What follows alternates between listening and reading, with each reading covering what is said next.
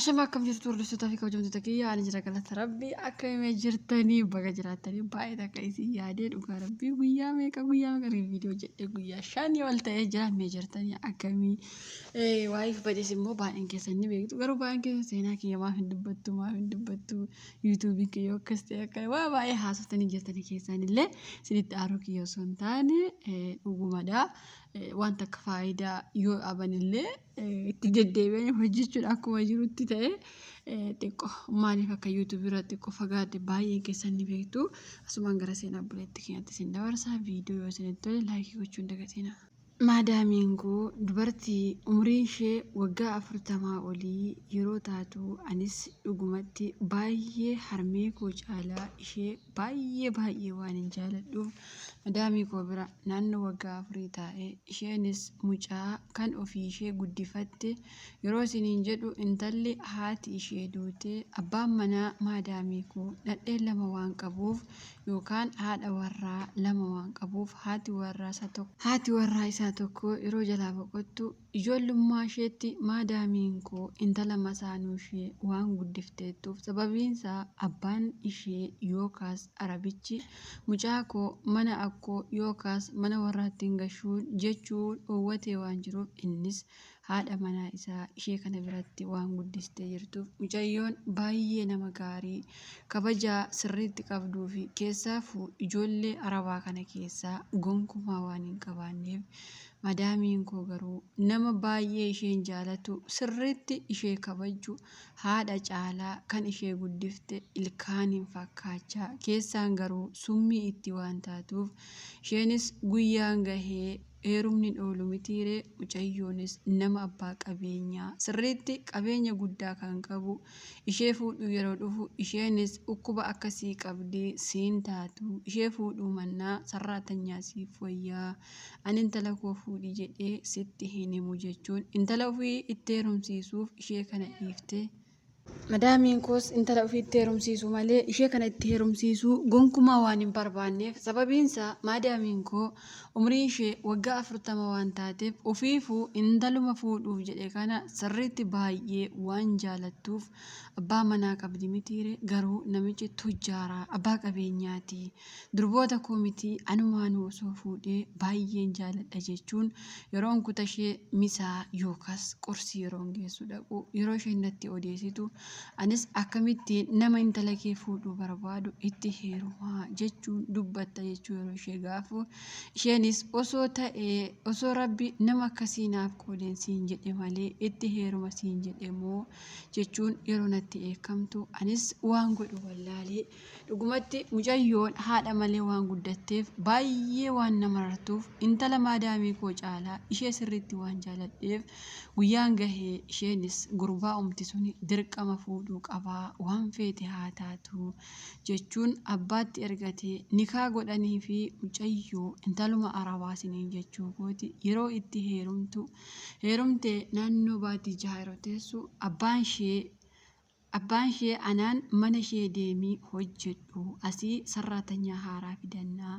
jechuun mana sana yeroo na baasu maadaamiin koo gonkumaa biyya galta malee mana ishee teessee hin hojjettu jettee halkaniif guyyaa maraattee tikkeettii kutee gara biyyaa si gashe jechuuf yeroo isheen qajeeltu abbaan manaa maadaamii koos lolee mana intala kootti galuu qabdi intalli koo dhukkuba qabdi dhukkuba laphee waan qabduuf akka isheen hojjettuun barbaadu sarraatanyaa haaraan nyaata hojjechuu waan hin beekneef ishumti kun aqixee achi taasisu jechuun wal lolanii lollis akka osoo hin taane qarshiillee guddaa naaf kennanii an duraan qarshii xiqqoo nyaadha sababiinsaa mana sana hojiin sirriitti waan hin baay'anneef jarris amala waan qabaniis anis naannoo waggaa baay'ee taa'u waan hin barbaaduuf qarshii isaanii caalaa kabaja isaanii waan hin jaaladheef mana sana waan hin taa'eef anis abbaa manaa maadaamii didaare innis dirqama intalli koo irraa booda mana kee akka dhufne jechuun ishee irraa kutee mucaan fagootti waan horomtee jirtuuf anis mana isheetti galee haa ta'u malee maaltu shoo mudatee isiniif gaarii fakkaata. Dhugaa dubbachuuf damoosa koo irratti waan guddaa naaf laachaa waan guddaa naaf godhaa gochaa isheen naaf goote rabbi yoo hime malee ani yoon hime kijibaa arabni kana namaaf gootu eessa jirti jechuu waan dandeessaniif gocha ishee anumaaf rabbi gidduutti haafuuti. Oolmaa ishee maal osoo hin godheeyyuu fixuu waan hin dandeenyeef isheenis dhugumatti nama haadha malee guddate waan ta'eef baay'ee waan na jaalattuuf abbaan manaa ishee sirriitti qabeenya waan qabuuf dhugumatti sarraatanyaa haga 2-3 gashuufii waan barbaaduuf isheen garuu narratti sarraatanyaa wanta akkallee akka hin barbaanne yoon biyya galeellee akkan deebi'ee ufu na kaksiiste waan jirtuuf haa ta'u malee ulfataate naannoo baatii 8 yookaas ji'a 8 yeroo geessu laguun yookaas dhiiga fakkaatee dubartii ulfaatti yeroo tokko sababii ta'e kan ufu jira mitiire ishees osuma akkas ishee ga'u mana kiimii geessanii ulfa ji'a 8 waan taateef osoo da'umsaaf eegamtu naannoo ji'a 8tiif torbee 2 da'umsaaf torbee 2 qofaa yeroo ishee hafu dhukkubsattee haga torbee 2 kana gidduutti siqaayii argitee du'aan addunyaa kanarraa yeroo boqottu anis baay'ee tokko gadduun abbaa manaa isheetiinis ergi isheen duutee gara biyyaa galuu barbaadaa jedhee yeroo ishee isa gaafu innis lakkii gara biyyaa hin galtu ani haadha manaa biraa fuudhaa ati nama gaarii waan taateef yookaan mana haadha koo si geessaa yookaan manuma koo teessa jechuun yeroo inni natti dubbatu anis dhugumatti maadaamii akkanaa inumaa waan hin jiraanneef anis laphee isa kamiin yookaas sammuu isa kamiin mana ishee keessa deeme hojjedha gonkumaa hin barbaadu yookaan mana naa jijjiiraa yookaan gara biyyaa nagashaa jechuun yeroo isatti himu innis lakki hin ta'u biyya galuun barbaadu akka ati gonkumaa biyya galuu miti mana kanaa keessaayyuu akka ati baatu hin barbaadu jechuun qarshii guddaa naaf kennee kanaan taa'ee damoosa kee osoo hin taane waan ati nama gaarii taateefi jedhee yeroo naaf kennu anis baay'ee gammadee qarshii barbaacha biyyaa bahee mitiire qarshii koo qabadhee haati manaas boqottee waan jirtuuf manuma sana keessa anumaaf isatu waan jiruuf haati isaa guyyaa tokkoftee sarraatanyaan manaa maal fuutii yookaan naaf kennii yookaan gara biyyaatti gashii jechuun yeroo isa loltu innis deebisee gara biyyaa gashuu hin barbaadu asuma haa teessu jedhe yeroo itti himu isheenis uftee ilmi koo baalagee waan ta'eef irraa siqxamoo dhahee si ajjeesuu siif wayyaa jette yeroo natti himtu lakkii inni waan akkanaa hin beeku gonkumaa waan akkasii natti dubbatee hin beeku yeroo isheetiin jedhu isheenis ilmi koo baalagee akka ta'e sirriitti nan beekaa sarraatanyaarraa goruu miti inni eenyurraayyuu nama goruu miti yoo kabaja kee beekte yookaas fayyaa koo gara biyyaan gala yoo jette mana kana dafii bahi jettee haati isaa na akeekkachiise gaafa galtu innis halkan tokko bakka hin ciisutti dhufee akkuma haati isaa jette waan kana yeroo na gaafatu anis walamantummaan mana keessa jiraachaa osoo jirru maaliif waan akkanaa na gaafattaa jedhee baay'ee takka yeroo itti aaru gaafa tokkoffaa didee gaafa lammaffaa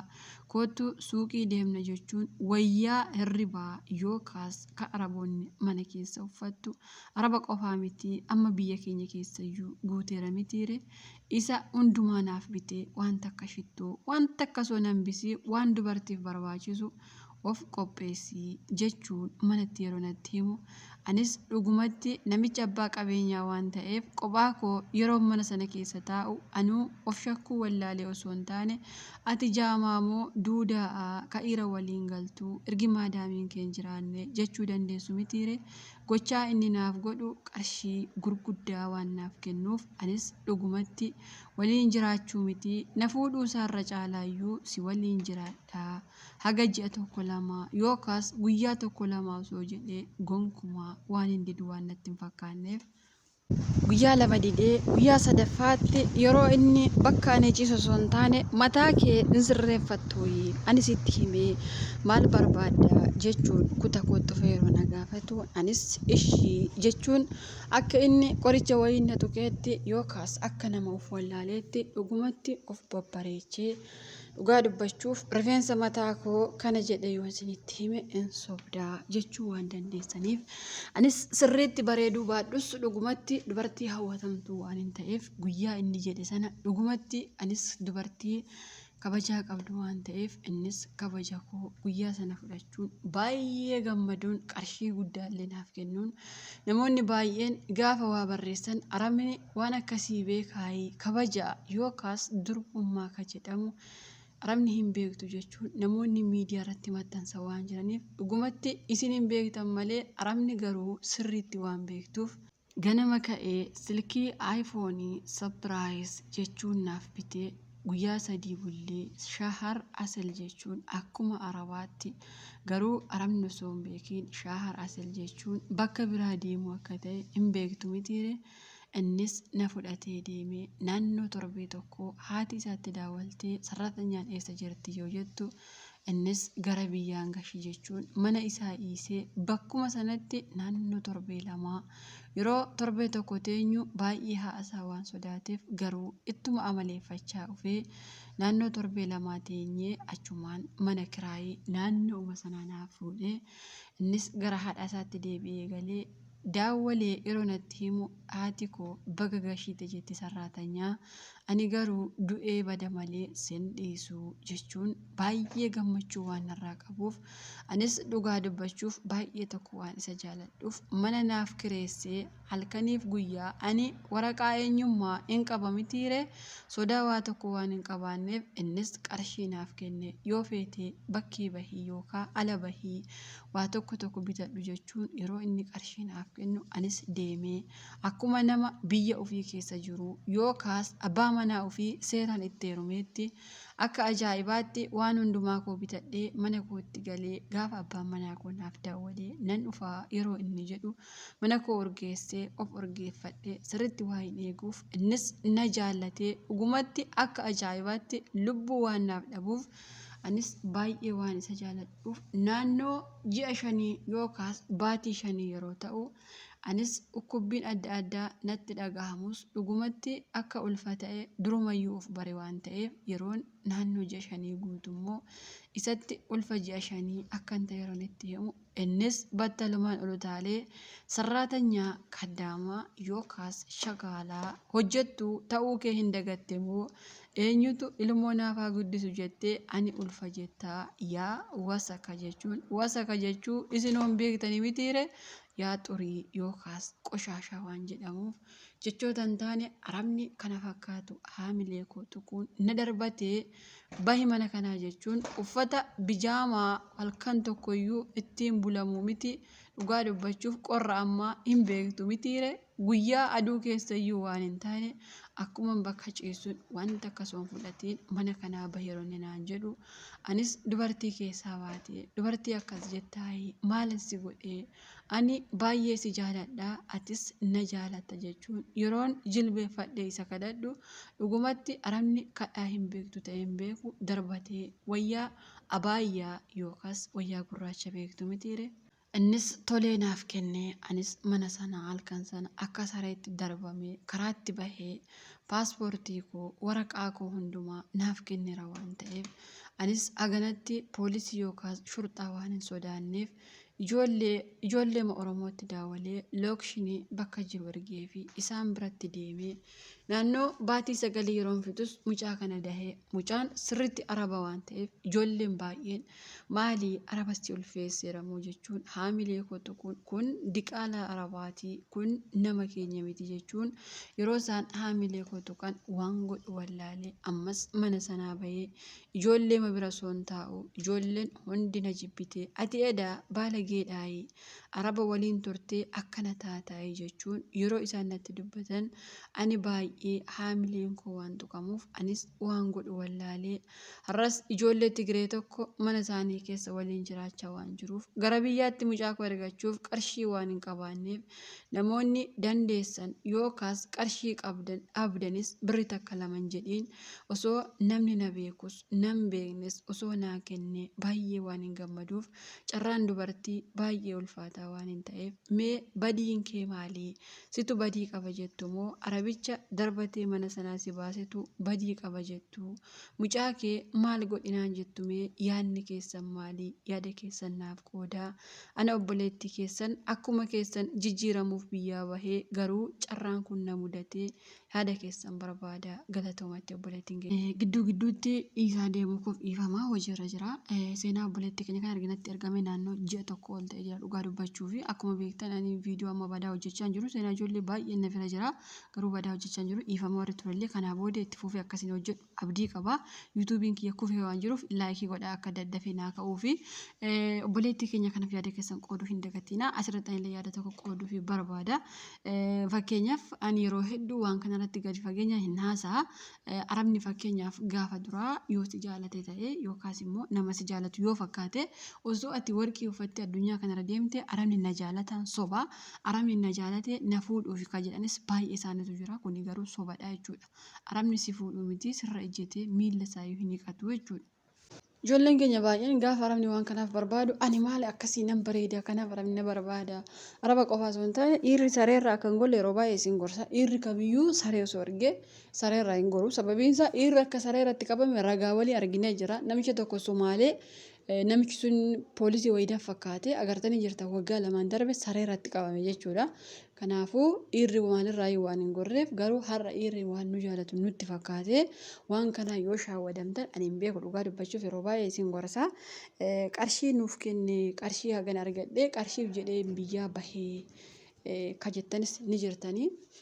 qarshii hojjetatti argachuu si wayya malee karaa kana argachuun faayidaa takka isiniif hin qabu dhugaa rabbii. Na ijoolleen keenya baay'een waanuma gaarii wayii tokko itti fakkaata karaa kanaa ka shaawwadamanii diqaala nama baatanii rakkatan baay'ee isaanii jira obboleettii keenya rabbi si haa gargaaru jechuu barbaadanii karaa kiyyaa maalii fi qarshii naa kenna maalii ka ta'aa ka jettan kun an dhugaa dubbachuuf namoota baay'eetu seenaa akkatti ergata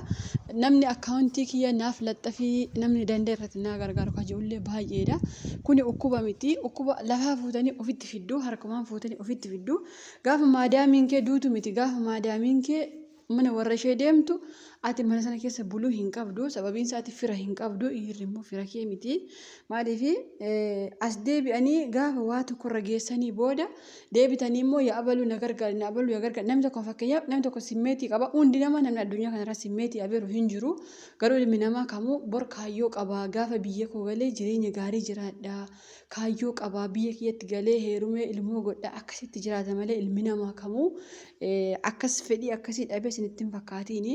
ergi dogoggortanii booda immoo ilmoo akkaman godhaa ilmoo ajjeesumoo biyya ergumoo maal godhumoo ka jedhanis ni jirtanii ilmoo keessa hin ajjeesin argattanii jirtanii ka arabaa haa ta'u ka chaayinaa haa ta'u ka abbaa fe'ee haa ta'u argannaa dhagachuudha ilmoo keessan hin mi'inaa sababiin isaa addunyaan gabaabduudha namni lubbuu namaa baase booda irratti gaafatamu waa'ee noollee fi dura of eeguu ergi dura of eeguu dadhabdanii immoo ilmoo keessan hin miidhina dhaamsa kiyyaa sababiin isaa ijoollee baay'ee ilmoo akkas gochuuf jedheen dhiisee kana gochuuf jedhee dhiisee kan jedhan baay'eetu jira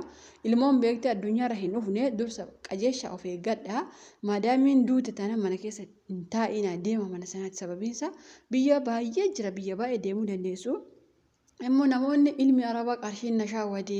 abbaan manaa qarshiin na shaawwade ka jettanii isin ijoollee miti har'a namni biyya arabaa uffata namni umriin isaa waggaa 20 ka biyya arabaa uffata jiru waggaa 20 18 17 kanaas namni biyya arabaa uffata 17 iyyuu ani hin beeku dhugaa dubbachaa namni tokko ani umriin koo waggaa 15 biyyaa bahe ka jaanis jiru kanaafiyyuu of eeggadha dursa of eeggadha ta'uu waan kusin rangaye.